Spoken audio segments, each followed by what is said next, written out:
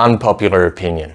The dominant forms of breathwork today, breath of fire, Wim Hof, Holotropic, and rebirthing are not that good for us and should only be used in very specific circumstances. I say this as an opinion, but it's validated by science. And in this video, I'll talk about the reasons why these techniques are not that good for us and why I instead recommend slow breathing and breath hold techniques. Welcome to Nervous System Reset. Before we launch into why I don't recommend overbreathing techniques, I want to cover two very important things. The first one being the very common misconception that breathing more gives us more oxygen. This is just plainly not true. It's not even controversial. You can find the answers to this with a very quick Google search.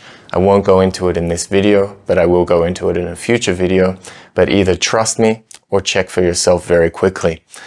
When we breathe more, we don't get more oxygen. And we know this for sure because when we're at around sea level, the air oxygen concentration is 20%. What we exhale is 15% oxygen, showing us that we're only using about a quarter of the oxygen that's available to us in the air. Now, obviously, at very high altitudes where oxygen concentration is lower, this shifts a little bit. The second thing being that I do believe that overbreathing techniques can be useful in a therapeutic sense, but they require a very skilled facilitator to help us with the integration process, and they require us to trust that facilitator with our integration process. And for me personally, that's not something that I come across very often. I prefer techniques where I feel independent in my healing journey. So let's go into a little bit of why I don't recommend overbreathing techniques. And you might say, but Ryan, they feel so good when I do them. And I acknowledge, yes, I'm sure that's true, but I'd ask you to consider that there's many things which feel good, which are not good for us. I'll try to trigger as few people as possible with my examples.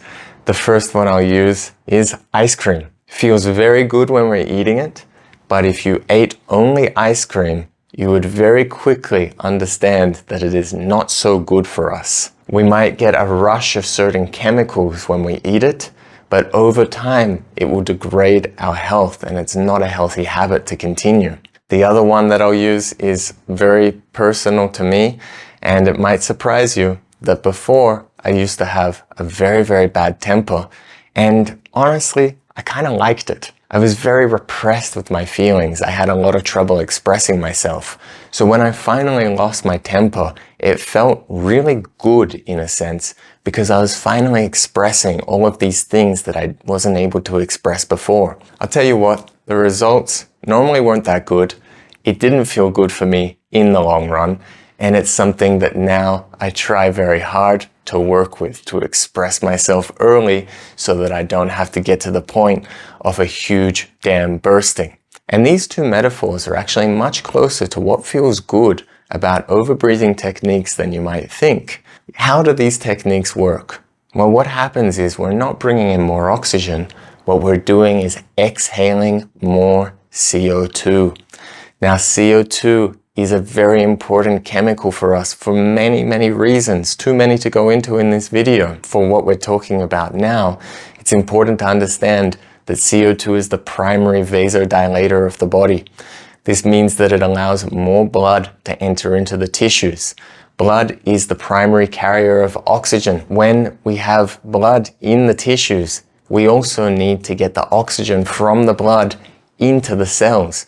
CO2 takes care of this also. So when we exhale more CO2, we're actually decreasing the amount of oxygen that makes it into our cells, including, and maybe even especially, the brain, which sees up to a 40% decrease in the amount of oxygen available to its cells.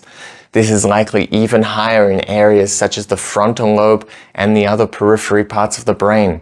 These are the parts which are most important to us as humans, especially if we find consciousness important.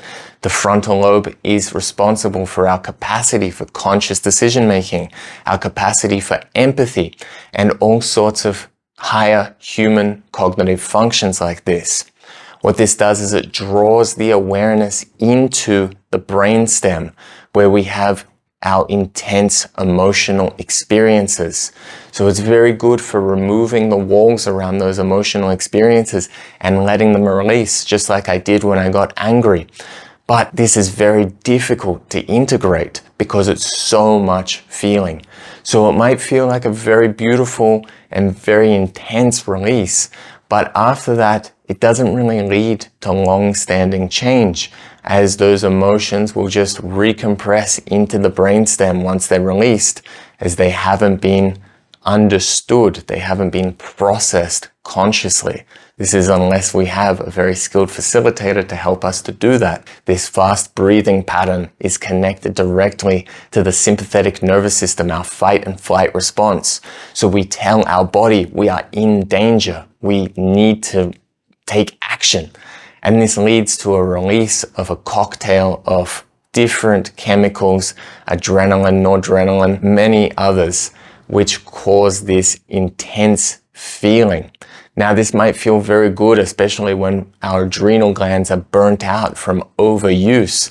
Finally, we get a kick of adrenaline that we've kind of missed being all burnt out. But you know what? It leads to further burnout. It leads to more of a sympathetic response. And in the long term, these things will not feel good. At the end of the day, I pose you this question. Do you want to train yourself to breathe like a very calm, relaxed, centered monk, breathing very softly and very slowly? Or do you want to train yourself to breathe like somebody who is running from danger, who is in conflict, who is fearing for their life? I leave you with that. Thank you.